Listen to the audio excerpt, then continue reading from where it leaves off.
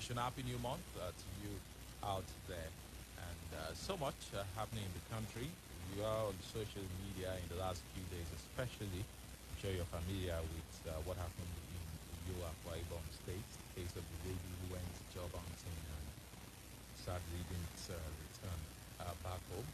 It's really a sad reflection of what we have become as a country and what the situation is now. Really, really, really sad. But we pray that God grants repose to the soul of the departed and that the security agencies also do the needful. Thankfully, citizens, rallied around immediately and were able to track the identity of the man who invited her over for an interview. And that Yoruba prayer that our parents used to pray that in the course of looking for what to eat, we not encounter that which will devour us. Well, it seems to make some sense now. But then we are back here again. Sadly, we come every time, and it's one sad story after the other on the pages of the newspapers and even across the country. And then you look at social media and cases of missing people all across the place. So let's be more vigilant. Let's be more careful. Good morning to you. Welcome to Panorama. Welcome to Panorama indeed. Gboyega has said a lot, and sometimes when we discuss these subjects, unemployment, insecurity, education, health, they seem to happen in a vacuum as though we're discussing numbers and figures and statistics, but then we hear stories like that of Inu Morin that sort of brings it home for us and makes us realize that these things, these subjects are not just abstract, and that they're actually affecting people's lives. Because if this lady hadn't gone seeking for a job, hadn't been made desperate due to her unemployment, status, she may possibly not have even resorted to an unconventional method like posting about looking for a job on Twitter. And yes, she took precautions. We say women should take precautions like go during the day, give someone your number, put on your location. She did all that, and yet it still was a tragic end for her. And so what we see that while there's a general insecurity in the land, women are facing an added threat that is excluding the regular abduction that affects both genders and terrorism and, clashes. We say that women are facing an even bigger threat. And the name Inu Morin is going to go down in history books just like Waila Omozuwa did. And that's sad because the reasons why her name will remain on the lips of many is not one that we hope to happen to anyone. But hey, on a positive note, in Anambra State, they launched their international cargo and passenger airport. So if you're looking for a silver lining, that's one, perhaps, maybe not all bad news every time, maybe just, a little bit of good news. My name is Lola, Meduteni. All right, sorry, we have to start the show, at home now listening to us. But let's get to opening of the show this morning. Just as Benjamin Franklin famously said, whoever would overthrow the liberty of a nation must begin by subduing the freeness of speech. So did Mahatma Gandhi say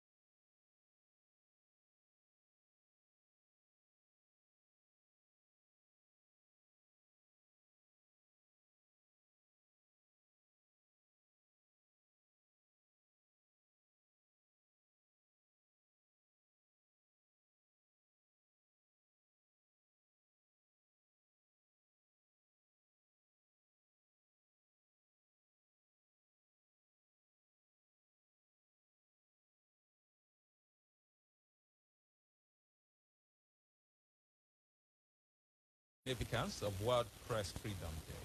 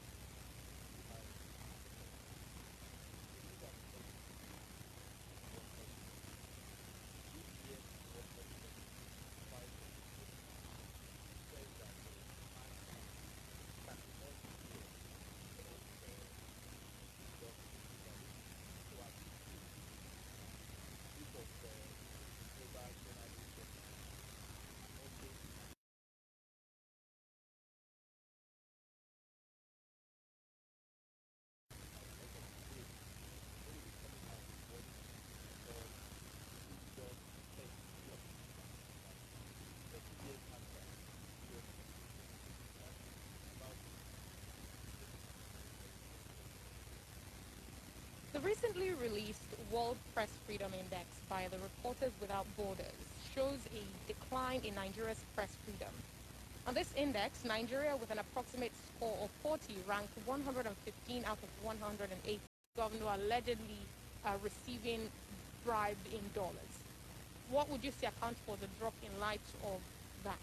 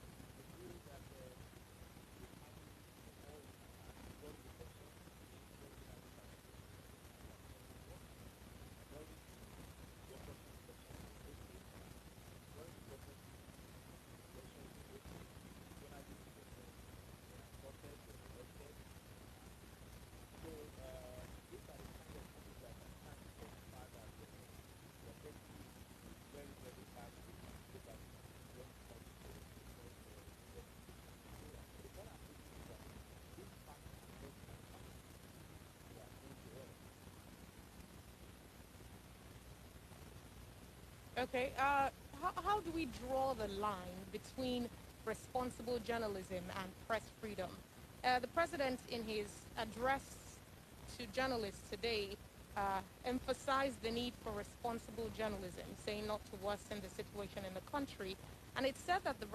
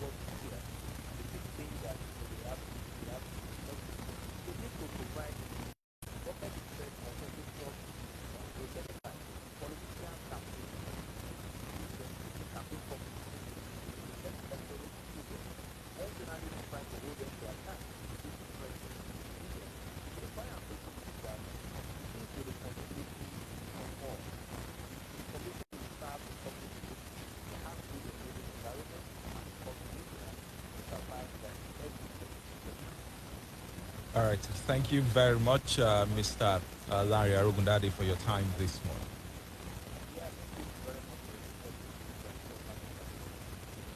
All right, he spoke to us there. Today, if you didn't know, is World Press Freedom Day. And his last point sort of reminds me of, Gboyega, you missed this on Tuesday. I got into it with a caller. Actually, the caller got into it with me. He said that the media was responsible for the president not addressing us, that we should make the president hold press conferences with us. And I tried to let him know that we can't force the president. Like, there's little we can do. The most we can do is what we're already doing, which is, to say, Talk about it. yes, talk about issues. Yes, and so he, the Larry Arugundade spoke about how, there's an information paucity from the side of government and how that should be worked upon. All right, our next stop is a look at the present plight of the Nigerian worker in a belated May Day commemoration. In many states, labor groups used the occasion of Workers' Day to appeal to governors to clear arrears of salaries, pensions, gratuities, and death benefits to workers and retirees. Others decried lack of promotion and insisted on full implementation of the new minimum wage of 30,000 naira and its consequential adjustment. From the top, the NLC used the occasion to reinforce its position to resist the removal of the national minimum wage from the exclusive legislative list to the concurrent list. As purchasing power shrinks due to galloping inflation, combined with an unemployment rate of 33%, and Nigeria's title as poverty capital of the world, the welfare of the Nigerian worker appears to be in a precarious position. Comrade Olaniyi, State Secretary, TUC, Ogun State Council, will speak to us about some of these concerns. Perhaps the most utilized tool used by labor unions to press home their demands is strike action. Sadly, Nigerians are no stranger to strikes. At present, the Judiciary Staff Union of Nigeria, JUSUN, has been on a nationwide strike since 6th April to agitate for financial autonomy. PRO JUSUN Ogun State, Comrade Gboyega Olaniyi will give us insight into Jason's actions. And we have him here this morning on the program. But let's start with the TUC. We crave for your indulgence to quickly engage TUC on the phone line, and then we'll be back with you so that we can also make people at home a part of the conversation this morning. We'll try to get comrade Olaniyi.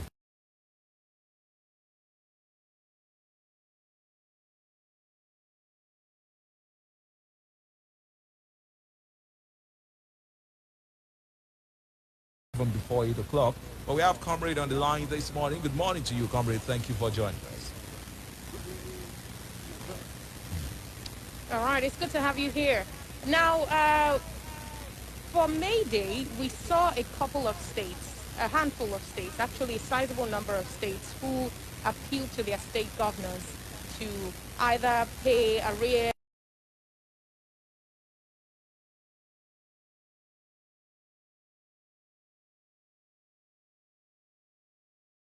last month. We see that revenue in the country is actually declining.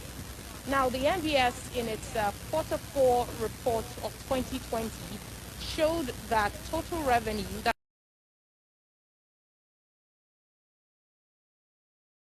3.8 trillion naira in 2019 to 3.5999 trillion naira in 2020. That was also coming on the heels of Governor Obaseki's revelation that the CBN had to make up for the shortfall in revenue. Now, this is in light of the minimum wage debacle, where you see some states saying that they cannot afford to pay the minimum wage. They've said so even from the time when the new minimum wage was being debated. But in states like Kano, we saw that there was a reversal to the old minimum wage in December. Kano had been paying the 30,000 naira, but then they reverted to paying 18,000 naira in December.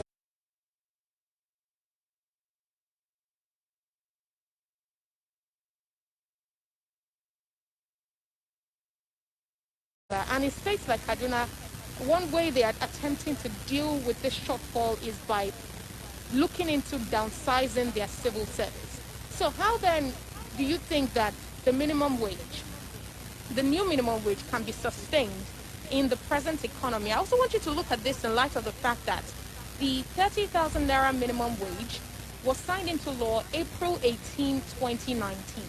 And at the time that it was signed into law, the exchange rate was 360 naira, petrol price was 97 naira, and now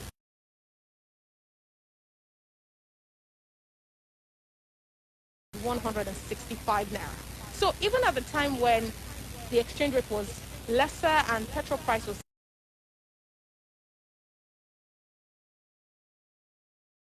going to pay even more. How do you reconcile this in light of, where we stand with the minimum wage?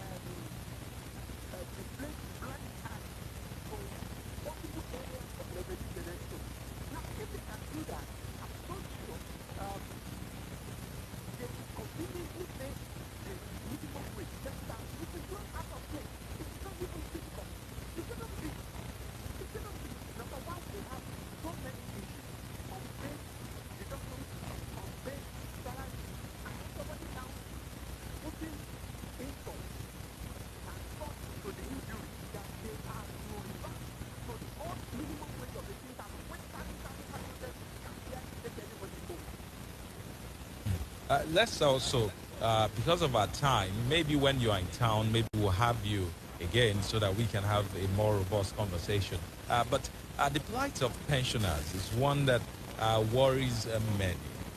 While they have their own union, but uh, many believe that since a lot of you that are currently in service, after you retire from service, are going to eventually, also become pensioners.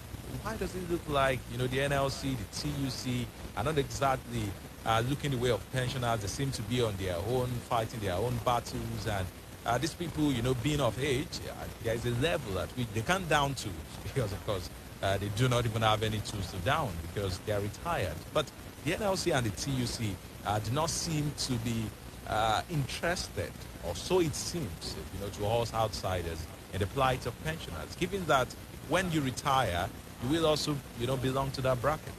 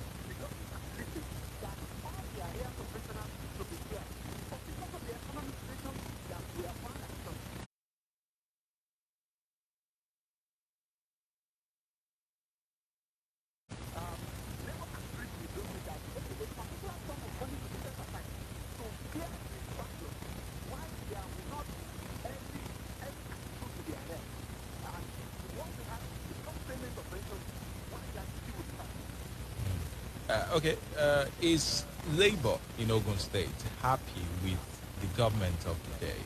Are you satisfied with how things are going? About minimum wage, consequential adjustments, and all that relates with interaction between government and organized labor?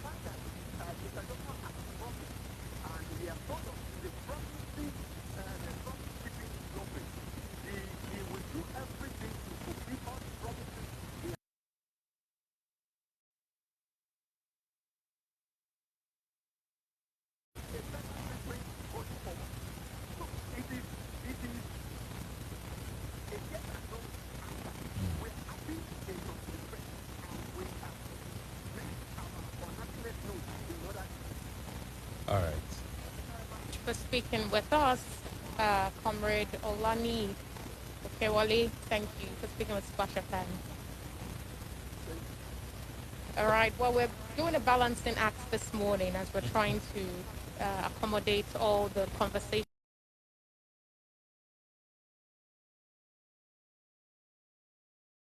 The treasurer of Jusun, he joins us this morning. That's Comrade Olaniyi, who's in the studio with us live. Good morning. Good morning. Thank you for your patience. All right, well, in the first 4 months, or in the last, last 4 months of the year, 2021, since we've started, we've seen a number of strikes happen already. We've seen the strike by the health workers, that's medical doctors under the aegis of Resident Doctors Association. We've seen non-academic staff union of tertiary institutions go on strike. Just this year, ASU suspended their strike, well, until the next time, some may say.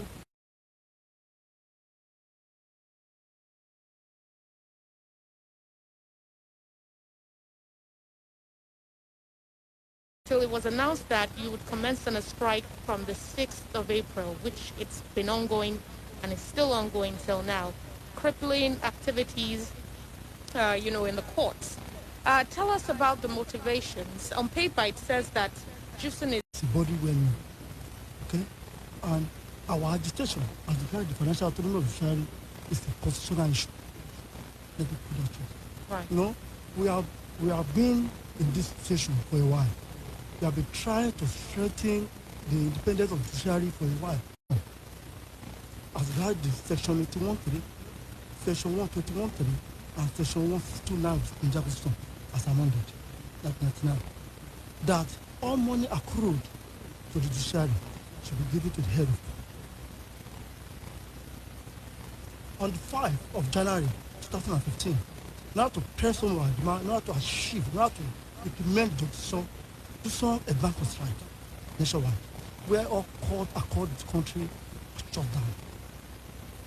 Precisely on the 25th of the same January 2015, we suspended the strike with hope that between then and now, government should have do what it's supposed to do to make sure that the money that accrues to the judiciary are given to the head of court.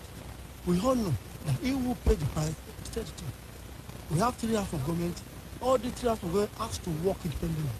So there's a concept of separation of power that we need to put in place. But when somebody holds the financial resources and other half of government have to write or beg in one way to get what is due for them according to the Constitution of Nigeria, there's a problem.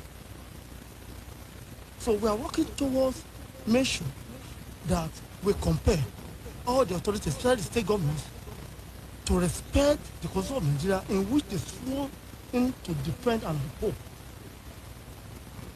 As I rather said, on the 10th of April, the National Executive Council of the Jusun arrived from a meeting giving to government, both federal and state, 21 ultimatum in which they want them to implement the section of Constitution that earlier mentioned as regarding autonomy of the judiciary. But that was one, the government failed, federal government failed to implement this provision of constitution.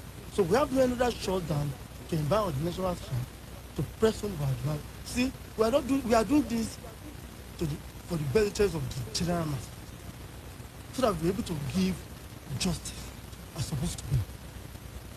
We all know that justice delay is justice demand. On the situation that we are unable to attend to some financial situation within the court, within the judiciary, that we need to beg the governor. You see, the independence we are pushing, the financial autonomy we are pushing is not being met. Though some state governors, we expect all these governors by now to have true what is supposed to do. But the NGF, that's the Nigeria Governors Forum, through the chairman, Governor Kayode Fayemi of the state, have come out to assure Jusun that this financial autonomy will be implemented. Is that not enough for Jusun? Do you know that the board of governors have not met with this. That's the problem. They're supposed to have, on one way or the other. So you don't have faith? Yes, they have not met with the leadership of Juson to discuss this issue. We just read on face of newspapers. And But it's okay. if it's a constitutional matter,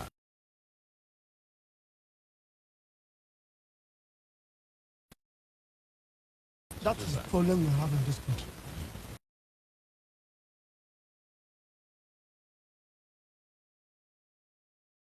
You know, they just let part of the that suits the people. You know, we are in a serious problem. Okay?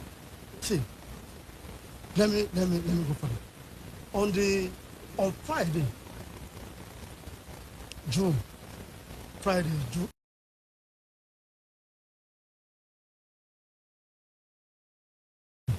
to the constitution. And the provision of the constitution is that, you know, the money that are meant for the judiciary and state house of assembly should be included in the first line charges of the federation revenue account. So that the money comes direct as they are paying allocations to state government, the drug what belongs to the judiciary, as well as what belongs to the state assembly, I give it to them. Okay? On May 20,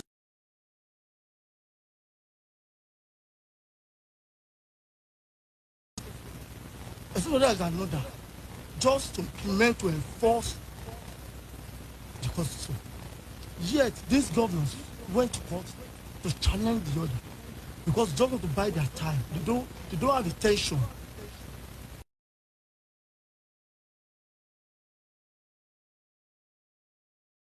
You know, we all know what's happening in this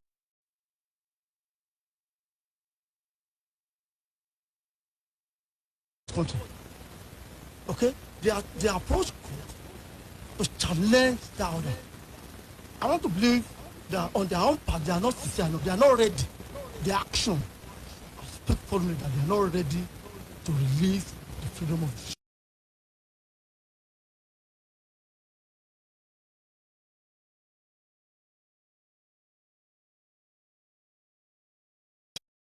look into from the government to assure you that the government is ready to accede to your demands? You see, as I said, this issue is a constitutional matter. I don't expect any serious government to begin to, give time frame to when they want to respect our basic constitution. It should be something of immediate. They need to give it to you. Okay? It's not a matter of, okay, judiciary, okay, let us sit down, work it, what is belong to you, what belongs to the assembly, then you compare the figure to the federal, general. We don't need to give time to modality. It's very clear in the constitution. By giving time, we do it by so that they just have to buy their time. By that time, they still come with one excuse or the other. And are you going to persist with this strike until that immediacy? Honestly, You see it. until when the demand is met. does it not bother you that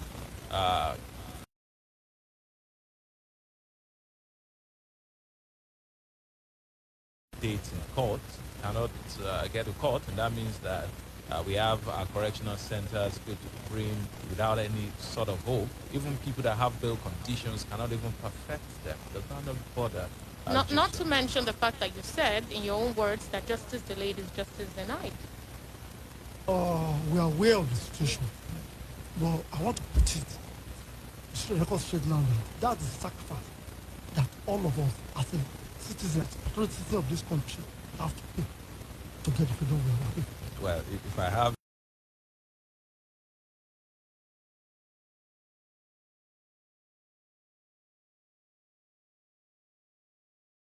involved in the conversation this morning, 0704 400 1067 or 817 444 1067. You can at the national level met with the Minister of Labour a number of times, I believe, but that has still not resolved the crisis. You see, that's what I'm trying to, let the general public know about the institution of Juson. Juson have met with the Minister of Labour until like 3 times. It's third time we have to let the family when the minister,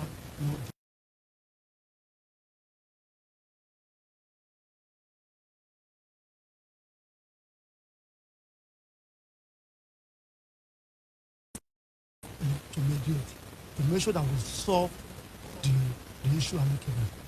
But cannot do that in segment. At the same time, Minister of Labour has to call the Board of Governors and do some on the right table. Now you make some separately, you make Board of Governors separately. See, by doing so, we begin to have some kind of fear on that kind of such meeting. Anyway, we are open to discussion. We are open to negotiation. This one is no for decorum.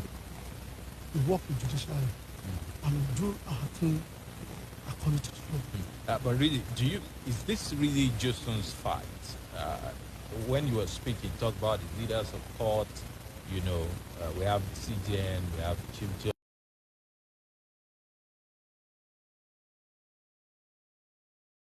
According to practice in Nigeria, cannot allow Board of Judges to the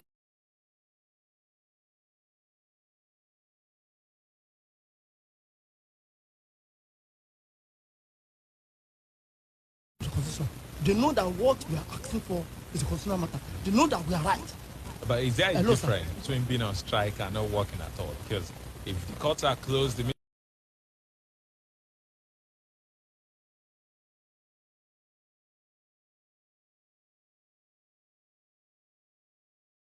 for them, we are to interpret we are as a registrar believe to serve the duties of the court. So there's no way they will be working. Okay, and in what way has this lack of financial autonomy, in what way has it affected Jason even before now? It makes it so imperative for you to embark on strike action to demand for it? When I'm speaking as an introduction, I told you, I said, they will pay the price, things to do. Right. On the station that you want to pay salary, you pay worker, state government will pay. You want to buy fair for the judges, state government will pay. You want to do it, this state government will do that. Definitely, you have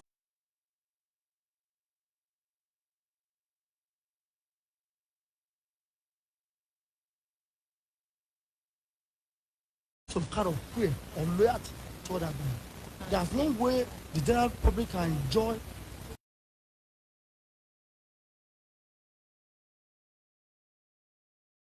fear judgment in that situation. And that's one of the best throughout the nation, the world. The Sharia has to be autonomous financially. That has to be independent. at the federal level, is this what the federal government has done? Is there, financial autonomy for the judiciary at, that level? We are looking at state governors, what state governors should do, but at that level. Oh, Nicholas. I stand with the man in the civil who should choose to hunger listen to make our feeding fast to become a sensitive stop. The worker is not happy. He or she is having the time for them to meet the man and speak to mother. The way if the Lord is not happy or does not have the growth, she can give a drug for hypertension to a doctor's headache. What I'm saying, I was the same one today, but I want to be true. And I sympathize with all the workers, and I wonder what they were asking and are looking for. Given that most the institutions, the state cannot try properly portrait it. But also, they cannot. The CBC reporter, even the first crime, the police, held by the police through the pandemic.